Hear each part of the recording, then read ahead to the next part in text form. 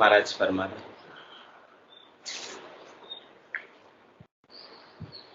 कहनी कर रहनी रहे सोही जन साचा, वे नचे फल पावसी मनसा सुने वाचा।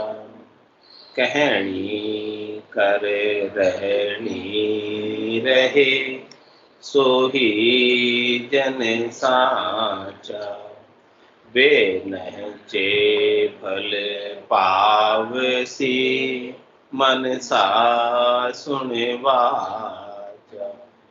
कहता जू चलता नहीं सो पाखंड ले धारा, जासू सायब दूर है लक्ष्य करोड़ हजार।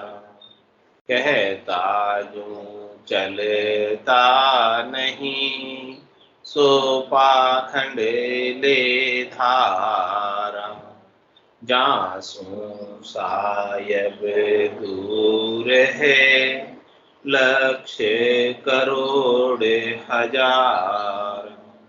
कहनी कर रहनी रहे सोही जन साचा, वे नचे फल पावसी मनसा सुने वाचा।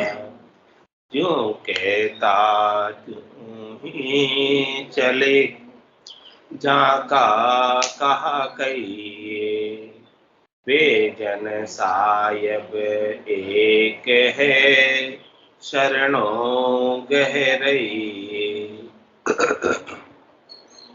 जो कहता त्यों ही चले जाका कहाँ कहिए, वे जन सायब एक है शरणों गहरई। कहनी कर रहनी रहे सोही जन साचा, वे नहचे फल पावसी मनसा सुने वाचा। रच मच लागा नाम सुन भूला जुग माया, सो जन साचा संत है उलट गगन सिधाया। रच मच लागा नाम सुन भूला जुग माया, सो जन साचा संत है उलट गगन सिधाया। कहनी कर रहनी रहे सोही जन साचा, वे नहचे फल पावसी मनसा सुने वाचा। लाख बात की एक है जे कारज चाहिए, कह सुख देव तज झूठे रे सिमरण सचे गई।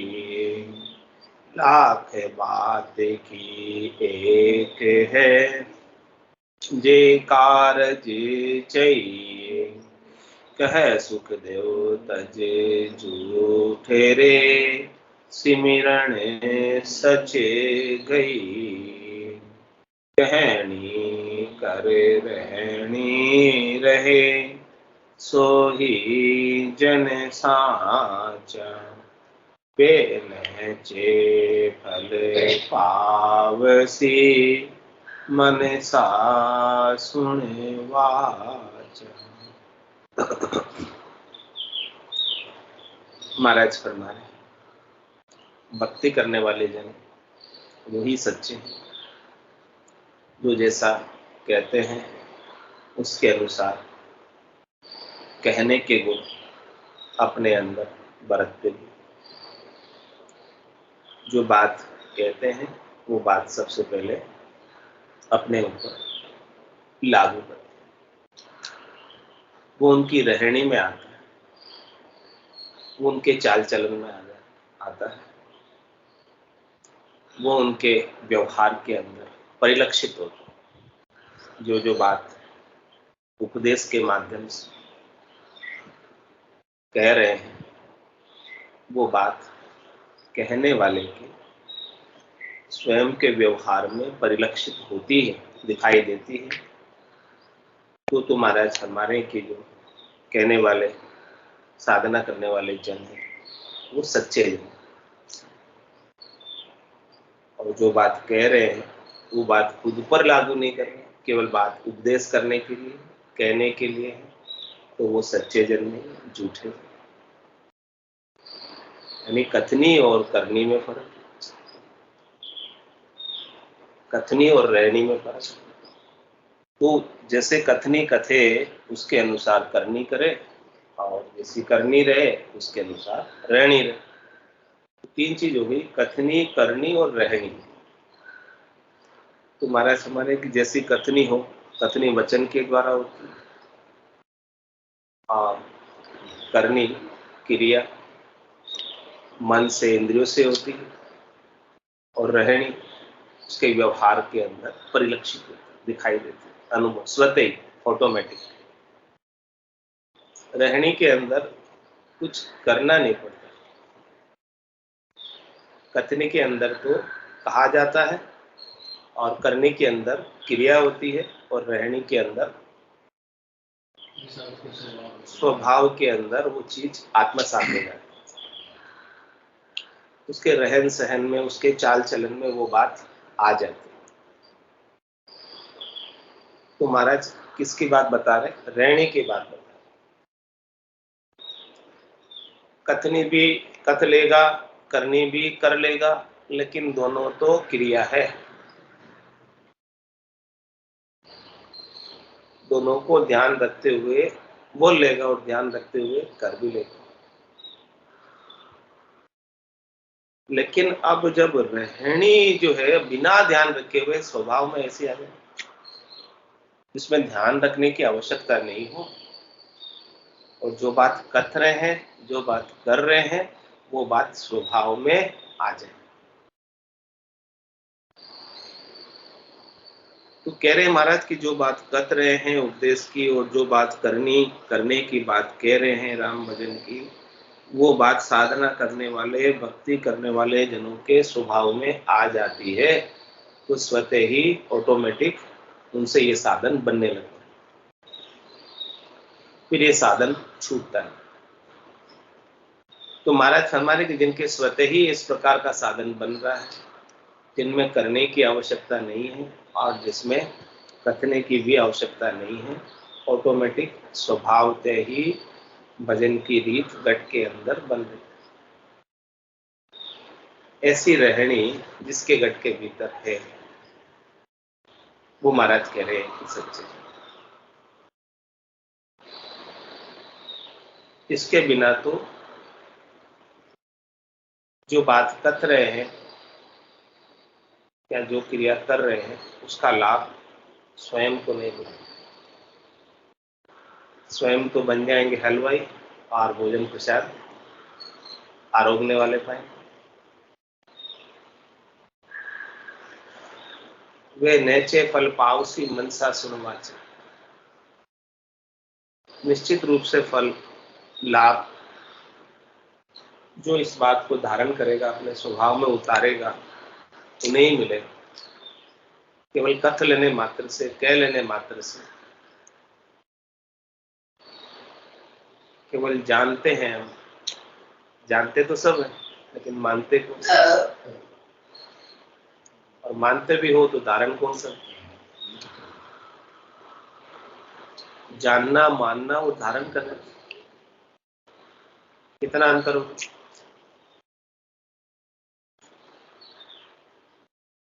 जानते सब है, संसार सब मिथ्या है, यही छोड़ के जाना। और कोई कोई इस बात को मान भी लेते हैं, जानने के बाद मान भी लेते हैं। लेकिन मानने के बाद ये बात व्यवहार में परिलक्षित होती कि नहीं होती, धारण होती कि नहीं होती है बात। धारण यदि हो रही है तो संसार के सुखों से सुखी नहीं होंगे, संसार के दुखों से दुखी नहीं होंगे। धारण हो गई तो, और समझो ये बात धारण नहीं हुई है, केवल जानने या मानने तक ही है, मान्यता तक ही है, तो फिर संसार के सुख से सुखी भी होंगे और संसार के दुख से दुखी भी होंगे। तो केवली भगवंत संत सदगुरु इन्होंने इस बात को धारण किया और वो धारण करके संसार के सुख से, संसार के दुख से उपराम हो गए, ऊपर उठ गए, परे हो गए। अब उन्हें संसार का सुख सुखी कर सकता है और संसार का दुख उन्हें दुखी कर सकता है, क्योंकि इस बात को उन्होंने जानने के बाद, मानने के बाद धारण किया, अपने स्वभाव में उतारा। ये सत्य है और इस सत्य को उन्होंने अपने अंदर अनुभव किया, घट के भीतर अनुभव किया, स्वभाव में अनुभव किया। तो महाराज फरमाने कि जिन्होंने ऐसा वास्तव में अनुभव किया है वो जन सच्चे भक्त। अब जब वो संसार के सुख और दुख से उपराम हो गए, समदृष्टि को प्राप्त हो गए, सम्यक ज्ञान को प्राप्त हो गए, सम्यक दर्शन को प्राप्त हो गए, तब उनके साथ, किसी के साथ उनका राग नहीं रहेगा, किसी का द्वेष नहीं रहेगा। न कोई तेरा है उनके लिए, न कोई मेरा है। कोई पूर्वाग्रह नहीं है, उनका अपना कोई मता नहीं है, उनकी अपनी कोई चाहना नहीं है, उनका अपना कोई पक्ष नहीं है। वो निष्पक्ष होकर परम आनंद को प्राप्त होगा। और जो पक्ष में है, चाहे सुख के पक्ष में, चाहे असुख के पक्ष में, चाहे राग के पक्ष में, चाहे द्वेष के पक्ष में, चाहे भरम के पक्ष में, चाहे कर्म के पक्ष में, चाहे सुख के पक्ष में, चाहे दुख के पक्ष में, ये सब पक्ष की बात है, निष्पक्ष बात नहीं है कोई। तो कह रहे महाराज जो पक्ष में रहते हैं उन्हें वापस शरीर करके इस संसार में आना है, और जो अभी निष्पक्ष हो गए, इन सब पक्षों से ऊपर उठ गए, वो ही परम आनंद को प्राप्त हो सकते। यानी ये बात महाराज कह रहे रहनी में आनी चाहिए। ब्रह्म पर्शा की दशा बताओ, बाहर के लक्षण पिछड़ा। बाहर के लक्षण क्या है? रहनी। जाके रंग एक ही राव, माया सेती करे न भाव। जाके अंदर ब्रह्म रस बूठा, सकल व्यवहार हो गया। कनक कामणी करे न नेहा, चक्या ब्रह्म रस रहे विदे। जैसे बूंद मिले सागर में, पकड़ सके क्या कोई कर्म। जीव ब्रह्म मिल गया समान, ब्रह्म मिलिया कर्म करे न आना। ये चहन दर्शा बिना, मत कोई छोड़ो ध्यान। रामचरण के राम सभी कह रहे महाराज साधना करते करते जब तक ऐसी स्थिति तक नहीं पहुंचे, आत्मा अपने शुद्ध स्वरूप को नहीं प्राप्त कर, आत्मा अपने सच्चे स्वरूप को नहीं प्राप्त कर ले, तब तक महाराज कह रहे हैं कि आप छोड़ो नहीं, लगे रहो। एक न दिन तो ऐसा आएगा जिस दिन आप आत्मा अपने सब राग द्वेषों से, तेरी मेरी से, मोह माया से, क्षणिक नासवान सुखों से, जो ये बंध में पड़ी हुई है, ये बंधन छूट जाएगा। इनका जो मोह है उसका क्षय हो जाएगा और ये अपने शुद्ध स्वरूप में चेतन स्वरूप में, परमात्मा स्वरूप में, सत्य स्वरूप में अवस्थित हो गए। उसमें ही अनंत आनंद की प्राप्ति करती रही। फिर जब अनंत आनंद प्राप्त हो गया अपने आप को, तो फिर इससे संसार के सुख और संसार के दुख न सुखी कर पाएंगे और न ही दुखी कर पाएंगे। तो यही बात महाराज समझा रहे हैं कि वे नैचे फल पावसी मनसा स्वरूप, उनको निश्चित रूप से ऐसा फल मिलेगा मन से वचन से एक हो जाए। जो बात वचनों में है वही बात भीतर में, एक मन के। दो मन के रहोगे तो महाराज कह रहे काम बनने वाले। दो मन में तो दुविधा है, दुविधा में दोनों गया, माया में भी नहीं। तो महाराज में मन को आप एक ही बना के रखो, दुविधा कुछ भी मत। कहता जो चलता नहीं सो पाखंड ले धारा। कह रहे महाराज जो बात अपने मुखारबिंद से कहते हैं उसके अनुसार स्वयं भी नहीं चलते तो फिर केवल कहने का दिखावा हो, दिखावा ही हो गया। एक तरह प्रदर्शन कर रहे हैं कहने के माध्यम से कि देखो हम कितनी अच्छी बात कह रहे हैं, तो ये तो केवल बात का प्रदर्शन हो गया, दिखावा हो गया, कहना मात्र हो गया। लेकिन कह रहे महाराज की जो बात आप अच्छी कह रहे हो उस बात के ऊपर चलो, चलेंगे तो उस बात के कहने का सार होगा, लाभ होगा, वो बात कहना सार्थक होगा, सफल होगा। नहीं तो वो बात कहना भी व्यर्थ हो गया। तो कहता जो चलता नहीं सो पाखंड ले धारा, इसे ही महाराज पाखंड कहते हैं, दिखावा कहते हैं। और कह रहे हैं कि महाराज जांसू साहेब दूर है लक्ष्य करोड़ हजारा, उनसे साहेब परमात्मा राम जी कितने दूर है? हजारों करोड़ों लाखों, लाखों हजारों करोड़ों कोस दूर है। यानी उनको साहेब कभी भी मिलने वाले नहीं, जबकि साहेब तो एकदम नजीक है। It's 8:30. अपने तन का कपड़ा दूर है लेकिन साहेब उससे भी अधिक नजीक है। लेकिन महाराज तो कह रहे कि उनसे साहेब तो हजारों लाखों करोड़ों कोस दूर है। क्यों? क्योंकि कहता जो चलता नहीं, पाखंड ले धार। उन्होंने पाखंड को धारण किया, दिखावे को धारण किया, वास्तविकता है नहीं, रियलिटी है नहीं। जब तक वास्तविकता नहीं आएगी, रियलिटी नहीं आएगी, केवल दिखावे मात्र से, कहने मात्र से काम होने वाला नहीं।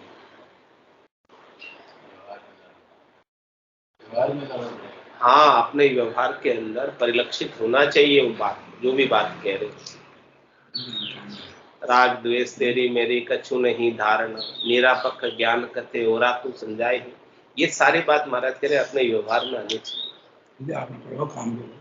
जब अपने काम आएगा ना। लेकिन अपन ने कह दिया अच्छे वचन है, अमृतमय वचन है, लेकिन इन अमृतमय वचनों का लाभ अपन ने नहीं उठाया तो अपने क्या काम है?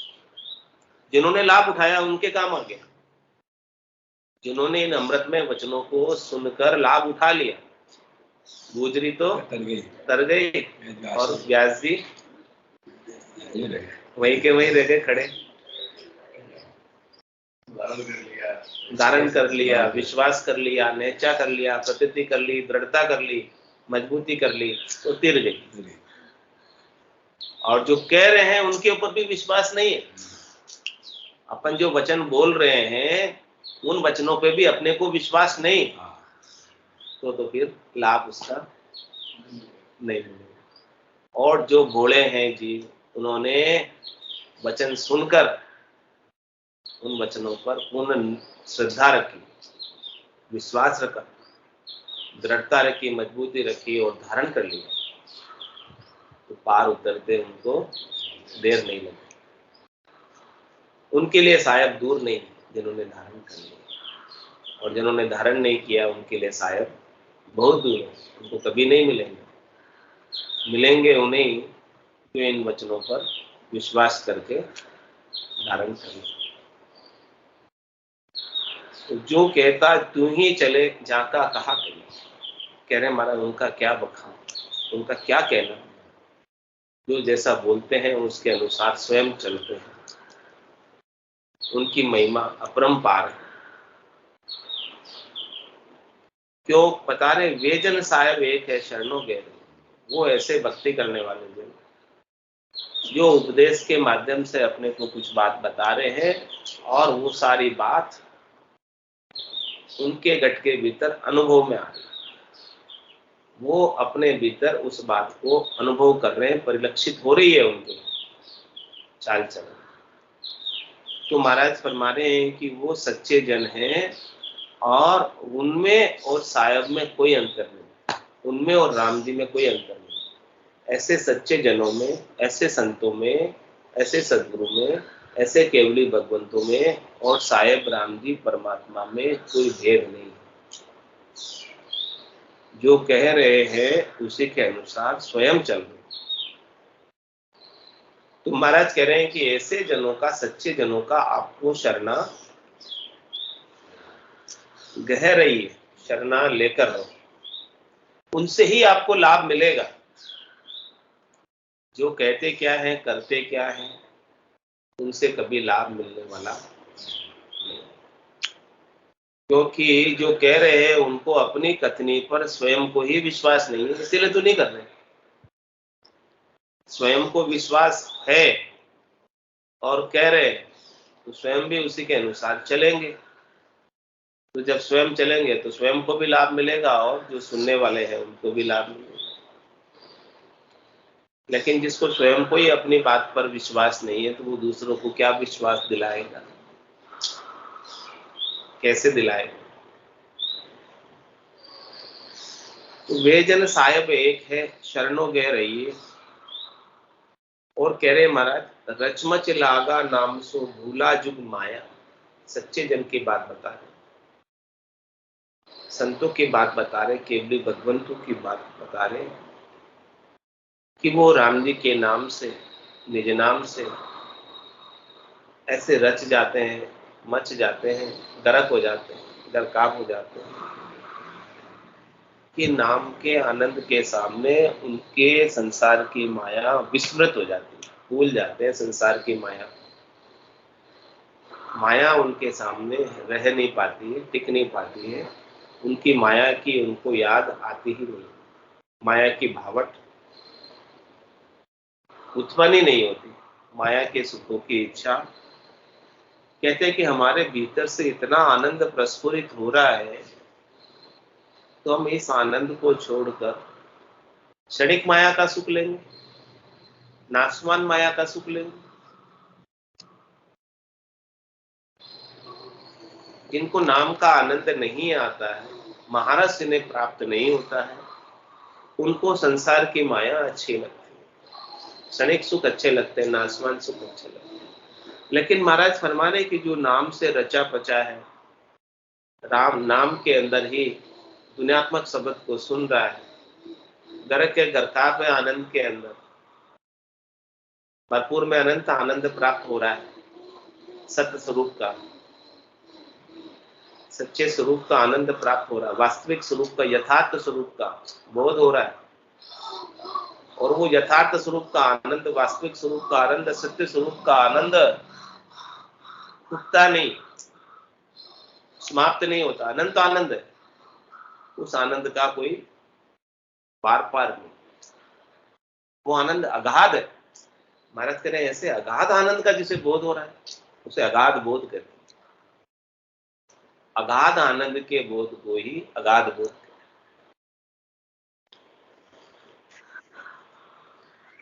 तो जो ऐसा रचा पचा है निज नाम से, नाम से, तो भूला जुग माया, उसे संसार की माया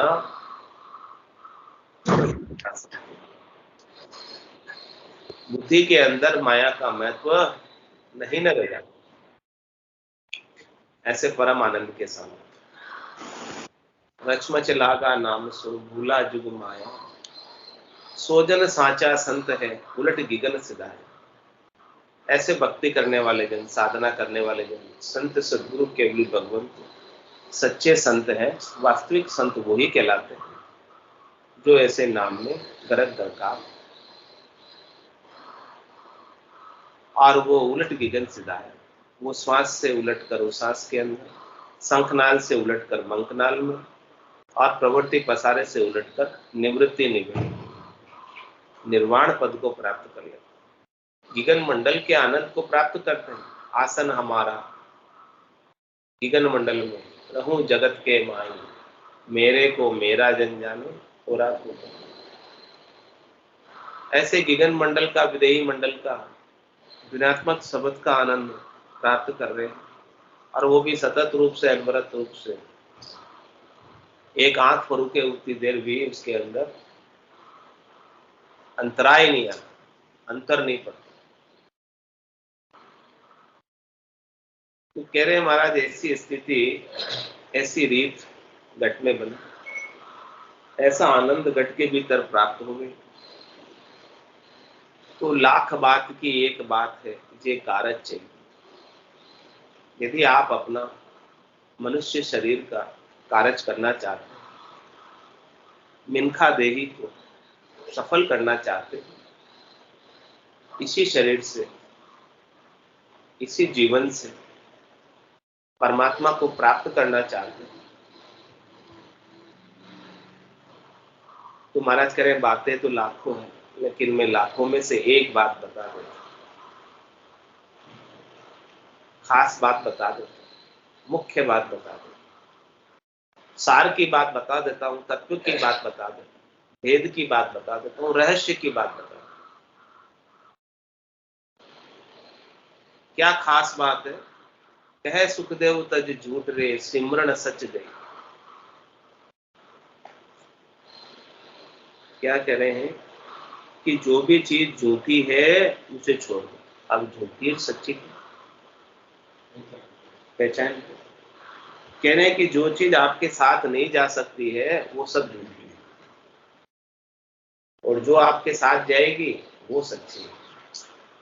ये पहचान हो गई झूठी और सच्ची। अब आप देख लो, क्या ले जा सकते हो यहाँ से?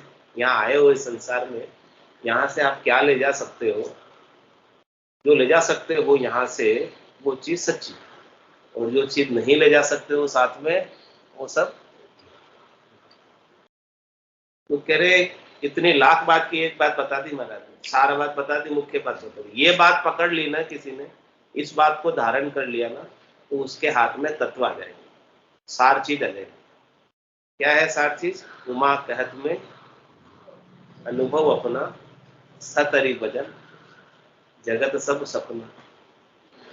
ये संसार पूरा सपना है, संसार की माया पूरी सपने की माया है, वो सब संसार की माया के ही पीछे पड़े।